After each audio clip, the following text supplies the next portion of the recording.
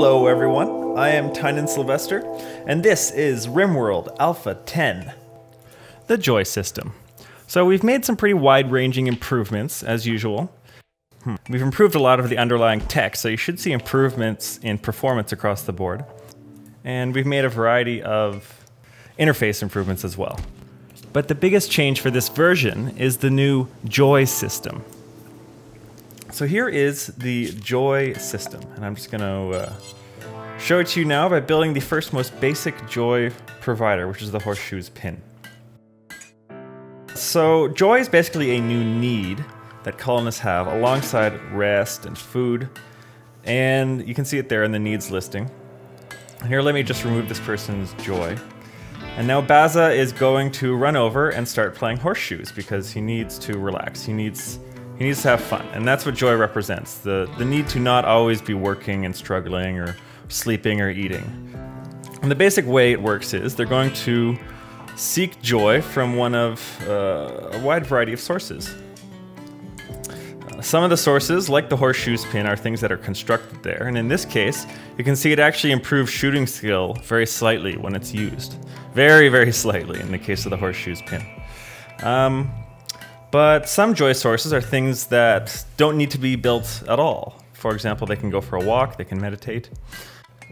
Repeating the same joy activity will build up a tolerance over time. So in order to stay joy fulfilled, colonists need to have an opportunity to do a variety of joy activities.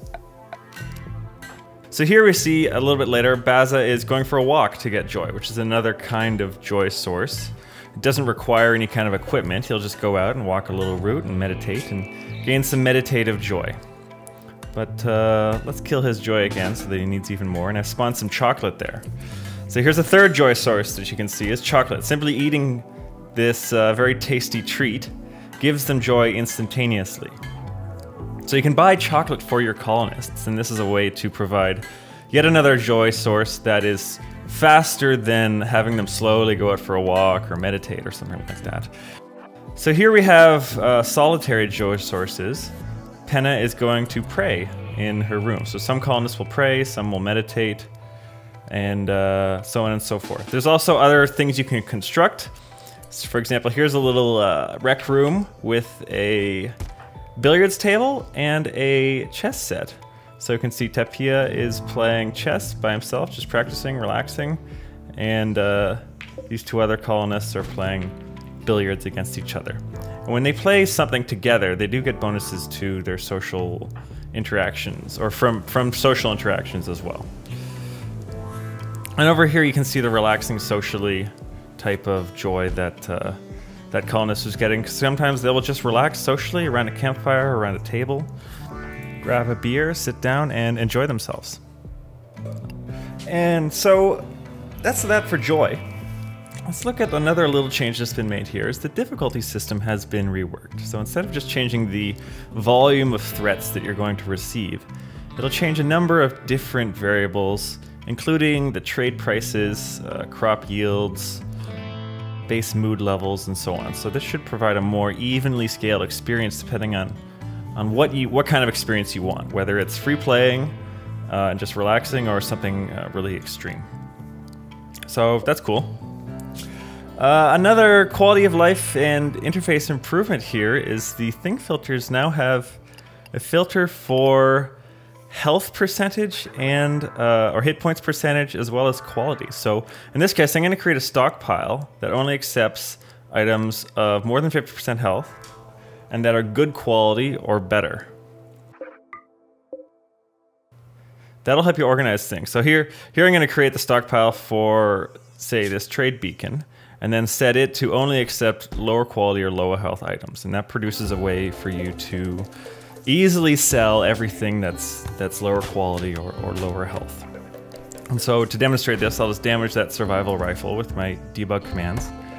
And it's already in the one stockpile, but you're gonna see the colonist is going to, just in a second, go over to grab it and move it to the other stockpile where it's actually allowed to be.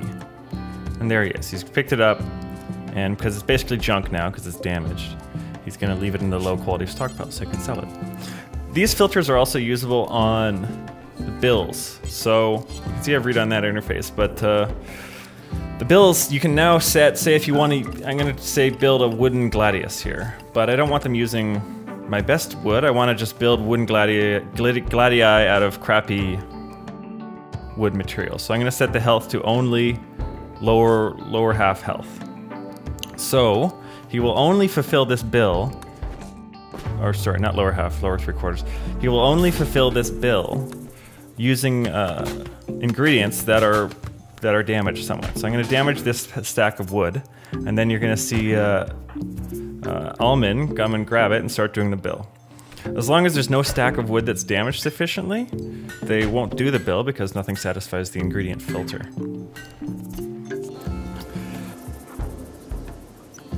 And see here, Monroe here is consuming some beer, and we've decided that since he's a nudist, we'd like him to be nude because that'll make him happy. So instead of having to set every single thing that every colonist wears, now you can design an outfit and assign it to as many colonists as you want. So here I've got the nudist outfit, and I've just assigned it to him, and now he will automatically look at his clothes and look at the clothes that are available for him to wear and exchange them as necessary to maintain the best clothing that he can within the restrictions that you've decided upon. So here he's dropping all his, he's basically just going to go and drop his clothes in the stockpile, which is what he's doing now because he wants to be a nudist, which means he's only allowed to wear headgear. So here, as you can see, he's walking around naked and he feels great because he's got the happily nude thought because he's a nudist and that makes him happy to be naked. And yeah, so that's awesome. Good for Monroe. Now he's going off and doing his thing, but it's winter, so we probably don't want to leave him like that. So I'm just going to set him to be a soldier, and I'm going to change the soldier outfit so it accepts personal shields, and that looks pretty good. Actually, no, I'm going to change it so it also doesn't accept parkas by disabling that right there. And so now I'm going to interrupt him there, and now he's going to say, hey, I need to fulfill my outfit requirements. So I'm going to go over and pick up something I'm allowed to wear, which in this case happens to be personal shield, armor vest, and some pants. And so this is really supposed to reduce the micromanagement of clothing a lot.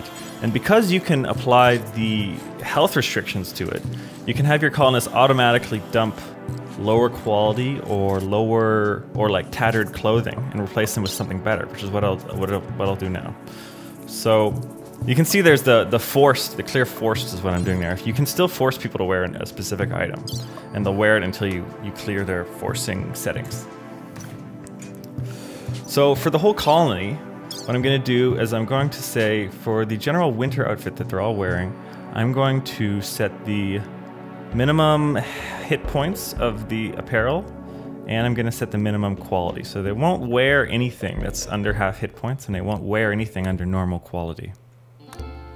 And then as soon as they wake up, you would see them kind of stripping off their clothing and trying to cycle out to better clothes, but I'm not going to show you that. So another quality of life improvement here is the timetable setting.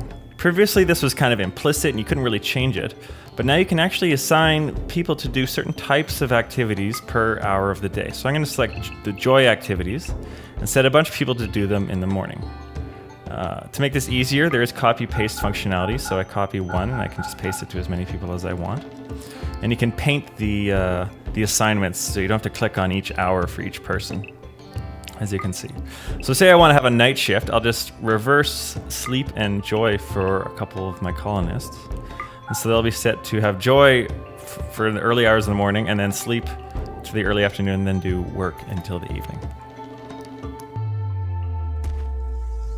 Yeah, you should be able to see a bunch of people get up in the morning and immediately start doing joy activities after they've cycled out their clothing, of course, as assigned.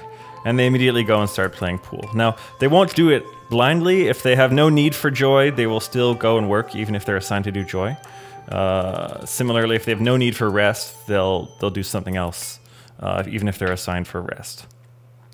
So they won't just end up idling, so that should reduce micromanagement. And another little detail here is now to lock and unlock things and do certain other settings changes, you actually have to assign it, and then a colonist will come by and interact with the door in this case, to change it. So this colonist comes by, and now the door is locked. So you can't just magically lock and unlock doors as a super sky god. You have to you just assign it like anything else, and the colonist has to go and do the actual work.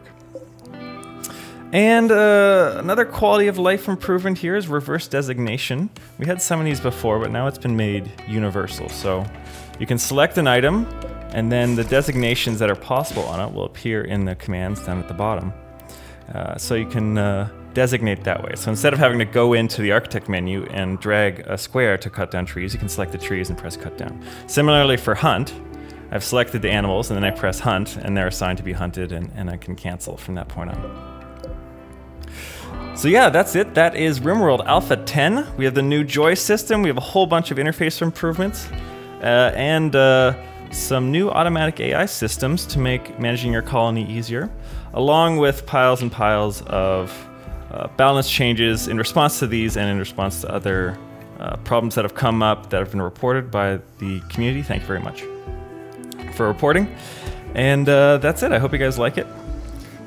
As always, we are on the forums at ludion.com/forums. And I'm on Twitter at TynanSylvester. And my game design book still exists. So if you're interested in my game design methodology and explanation of it, you can check that out too. I am TynanSylvester. This is RimWorld. Thank you very much for watching.